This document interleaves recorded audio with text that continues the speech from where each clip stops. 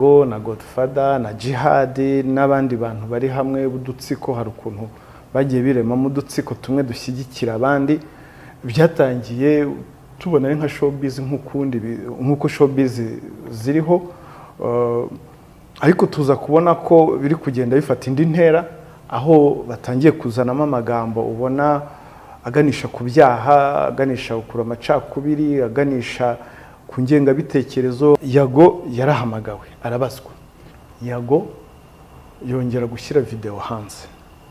Video yarimo amagambo wumva arimo amacakubiri, aganisha ku macakubiri n'ivangura. Arabazwa, arakurikiranwa. Muri cya gihe rero ibimenyetso byegeranwaga nibwo twagiye twumva nawe aravuze ngo yarahunze. Yago ahunze rero yaragikurikiranwa cyangwa iperereza kuri ibyo ngibyo ryari ryararangiye? Ahunze yaragikurikiranwa nibyo, kuko abonye ko atangiye kubazwa ku byaha biremereye nka biriya by'ivangura yavuze, yahise agenda. Dr. Yago yarakurikiranwe ibihe byaha cyangwa aracyakurikiranwe ibihe byaha? Yago ariko nawe aravuga ati ngewe mpunze agatsiko k'abantu bankoreye yicarubozo mu gihe cy'imyaka 4. Ni nkuko nawe afite akandi gatsiko, nta kujya wumva avuga ngo big energy. Tariki 14 mu kwezi kwa gatatu umwaka wa 2022 twakira ikirego cya Nyarwaya Innocent ariwe Yago, arega uzaba kiriho Cyprien ariwe Jihad. Niba wumva uri victime w'ikibazo runaka, ariko ngo yagiye ataka ni mwamwumva gutaka ni kumwe bajya kuri social media urese ubutaka. Niba yarabegereye Yago, ntabwo mwabonaga ko ibi bintu mushobora kuba mwabishakira igaruriro, kuko ndetse no bijyanye no kugenza icyaha mushobora no gukumira ko ibikorwa runaka bishobora kuba byageza mu cyaha? Harimo byinshi tugenda dutsikiramo, ngira ngo nge nawe dushobora kuba tubiziranye iyo turi kuvugana. Yego cyane. Ubwo rero ntabwo nge byantunguye, ariko kandi ku rundi ruhande umuvandimwe Nyarwaya Yago yagiye avuga ngo ahunze agatsiko. Ni nacyo kintu nge nikanze mbere nkibona, ndavuga nse igihugu nk'iki kigendera ku mategeko, agatsiko karagenda kagatoteza umuntu kugeza ubwo agahunze. Kuri ngewe bitatuma bavuga ngo bagiye kumukura mu Bugande bamuzane n'ahandi yaba ari, kuko ibi ngibi ni ibintu bya showbiz. Abantu benshi bavugaga bati mutangirire hafi, ejo ni Yago, ejo ni Karinijabo, ejo ni Manuel, ejo ni Christine, ejo ni Christera, ibintu nk'ibyo kugira ngo ibintu banze bigarukire hafi. Yego.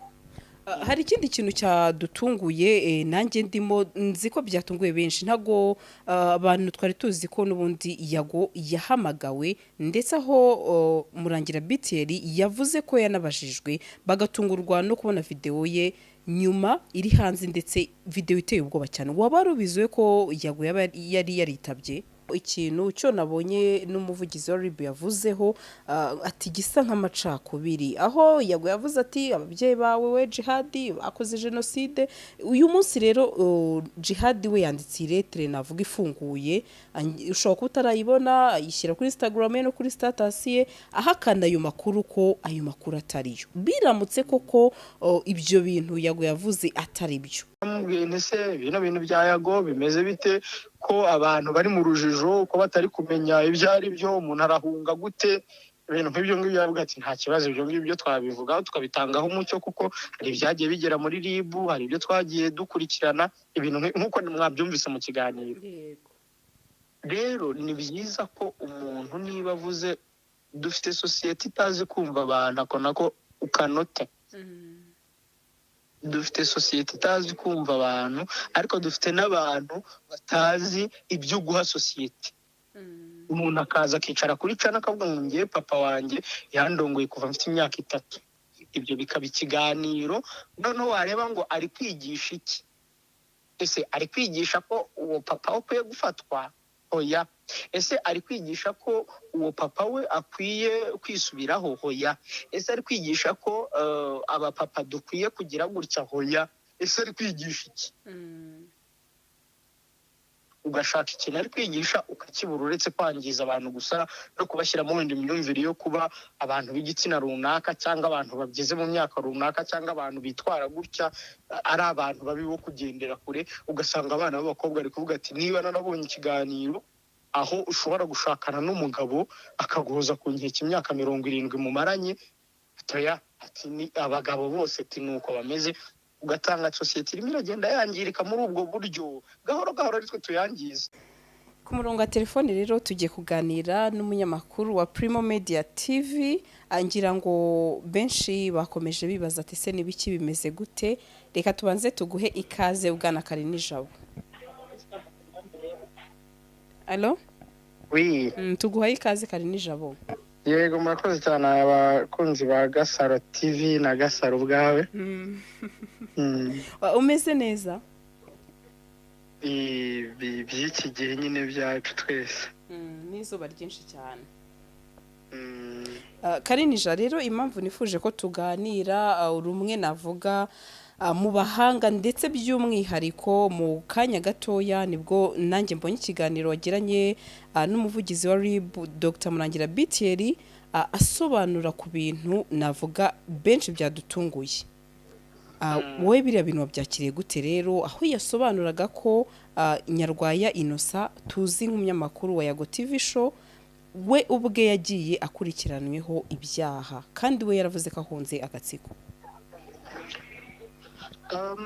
Biragoye kuba tuba kuri iyi mihanda wa mugani wacu ukora ibiganiro ukwezi kugashira umwaka ugashira imyaka 5 ingahe wavuga ko ibintu byose uvuga biri perfect.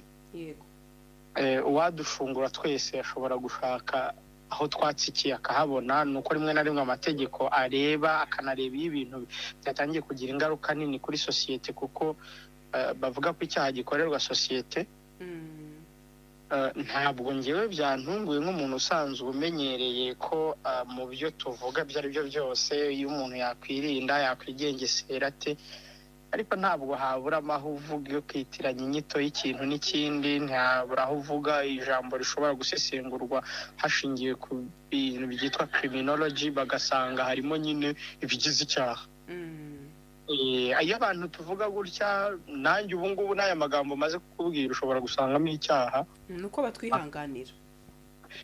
Nge niko mbibona kuko ntabwo wa mugani buri kavuzwe kose ariko umuntu yajya icyo ntabwo nacyo cyaba ari igihugu cyo kureba muri buri uyu munsi Agasaro yavuze ibi ejo Primo yavuze ibi ejo Yago yavuze ibi ntabwo haba harimo byinshi tugenda dutsikiramo ngira ngo nge nawe dushobora kuba tubiziranye iyo turi kuvugana. Yego cyane.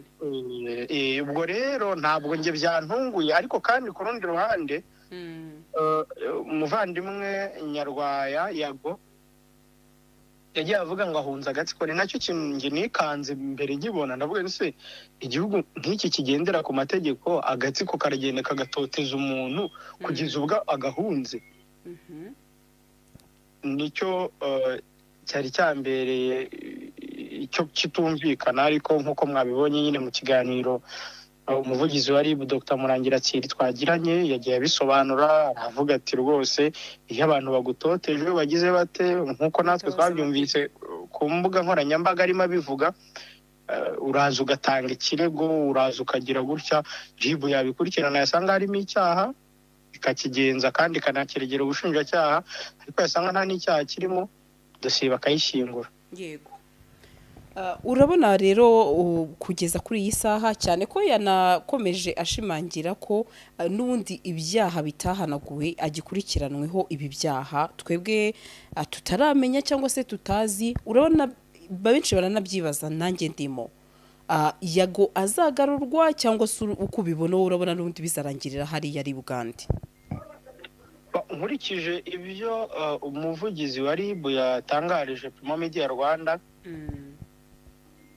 yambwiye ati ikiganza cy'ubutabera cyagera aho ariho hose ku isi. Icyo kintu yavuze ni ikintu twese tuzi kuko urakora icyaha uri muri Norvège ukisanga i Kigali, bakora icyaha uri muri Denmark n'ababikoze mu myaka 50 muri jenoside yakorewe abatutsi urabona ko ibihugu byirirwa bibohereza mu Rwanda.